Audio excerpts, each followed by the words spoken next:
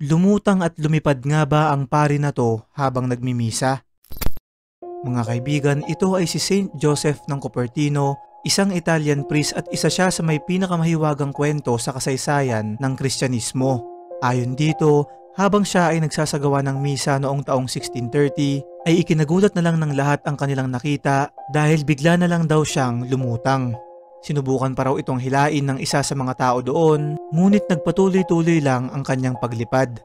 Sinasabing ilang beses pa raw naulit ang pangyayaring to na agad kumalat sa mga karatig bayan ng Cupertino, Italy, na dahilan upang mabansagan itong The Levitating Priest. Noong July 16, 1767, siya ay idineklarang santo ni Pope Clement XIII at itinuring siya bilang ang patron saint ng mga piloto at astronaut.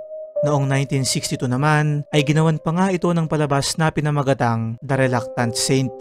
Hanggang ngayon ay isang palaisipan pa rin sa atin ang kwentong ito at nasa sa atin na lang kung tayo ba ay maniniwala o hindi. Ano sa tingin mo, kaibigan?